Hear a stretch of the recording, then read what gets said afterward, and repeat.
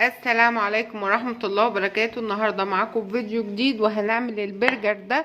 وعملنا كيلو ونص من البرجر، بل كيلو 600 جرام من نص كيلو لحمة مفرومة. بس يلا كده نجري بسرعة على الفيديو نشوف عملنا الجمال ده ازاي.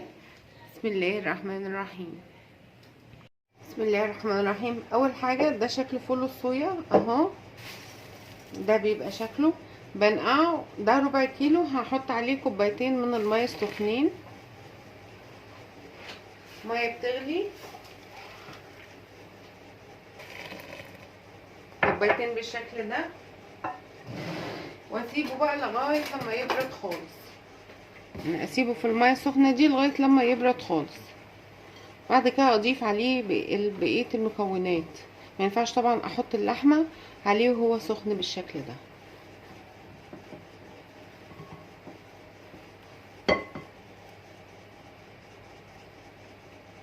اهي بعد ما بردت واتاكدت انها بردت تماما، هضيف عليه ايه؟ هضيف عليها الربع كيلو صويا ده، هضيف عليها نص كيلو لحمه مفرومه، وهضيف عليها 3 معالق من الدهن. يعني لو عندك ليا ضاني او عندك دوش او بوش او اي حاجه من دي تضيفيها بيبقى طعمها حلو.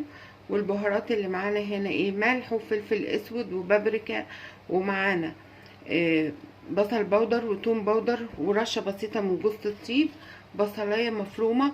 وانا بحط هنا الشطه دي اللي هي الشطه الحاميه. لما بتكون عندي شطه فريش بحب افرمها وما بستغنى عن الشطه البودر. الشطه دي حلوه قوي وحاميه. اللي حابب مش حابب نكتفي، بلاش تبقى حراقه. تمام. هضيف كل الحاجات دي على بعضها وافرم البصلايه كمان.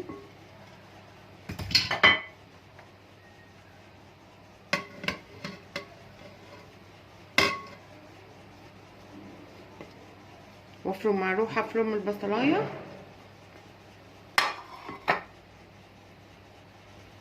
فرمت البصله اهي مع الشطه، انزلها على الخليط.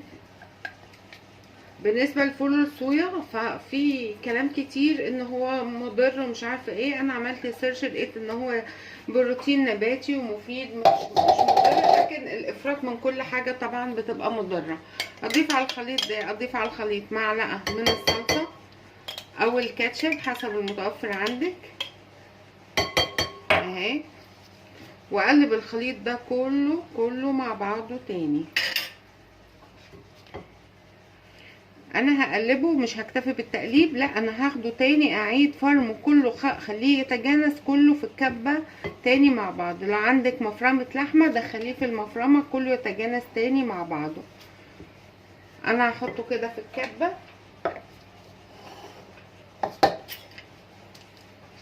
واعيد فرمه عشان يتجانس كل حاجه مع بعضها والخليط ينعم كده معايا.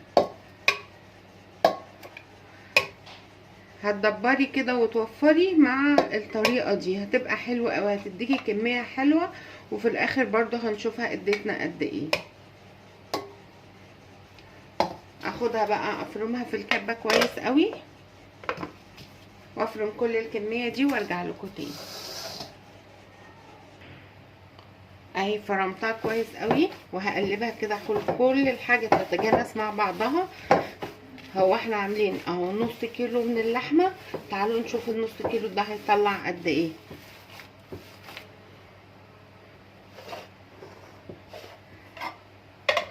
حط الطبق اهو، اهو صفرته اهو عشان يبقى صفر، عشان اهو ابينه لكم كده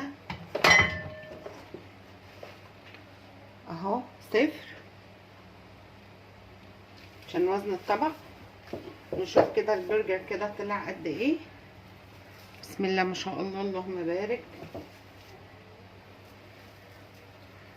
ما شاء الله.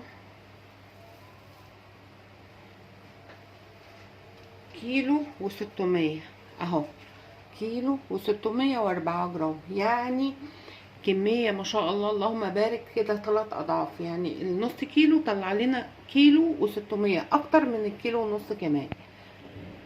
عاوزه اوريه لكم كده بالقرب خالص عشان تشوفوا الوزن اهو.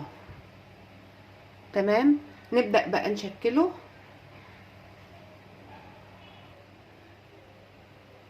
ممكن الأداة دي لو متوفرة عندك، مش متوفرة عندك بأي غطا وتحطي فيه كيس بلاستيك مفيش اي مشكلة. اي غطا برطمان وتحطي فيه كيس بلاستيك مفيش اي مشكلة. انا متوفرة عندي الأداة دي، هوريها لكم انا بعمل بها ازاي. بجيب كيس بلاستيك كده والأداة اهي، احط كده، احطها تحت وفوقيها الكيس البلاستيك، واحط قطعة من البرجر من العجينة اللي احنا عملناها، اسويها بس كده اهي، واغطيها بالكيس البلاستيك ده، اغطيها بيها بالشكل ده واضغطها.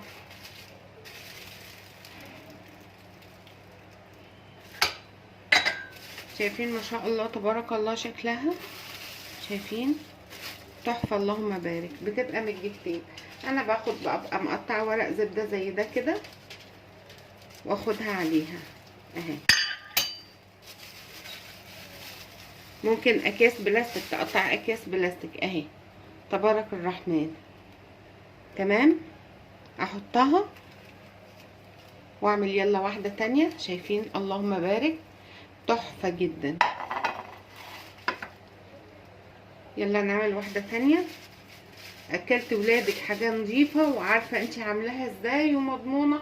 يا ترى الشركات دي بتعمل ازاي؟ انا بشوف فيديوهات كتير بجد بتخوف ان في الحاجات اللي بيستعملوها عشان يعملوا المصنعات اللحوم دي.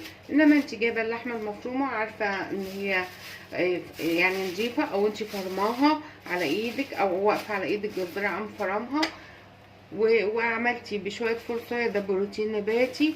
وبرضو الحاجه لما كترناش منها، دايما اجدادنا يقولوا ايه، الحاجه اللي تزيد عن حدها بتتقلب لضدها. احنا ما زودناش، احنا بنعمل حاجه بدل ما اولادنا يشتروها غاليه من بره او تشتريها غاليه من بره او ما تعملهاش خالص لاولادك، لا عملتيها بحاجه صحيه وحاجه مفيده وطلعتي كميه كمان كتيره منها، وفرتي كمان وعملتي حاجه حلوه قوي في البيت. شايفين؟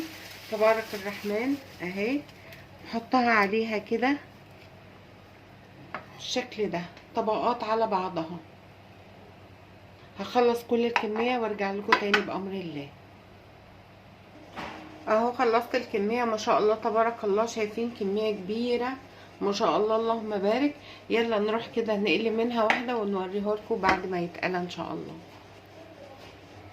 يلا كده نقلي مع بعض. انا سخنت الجريل كويس ومسحته كده بمعلقتين من الزيت. نبدأ بقى نحط البرجر ان شاء الله تبارك الله اهو.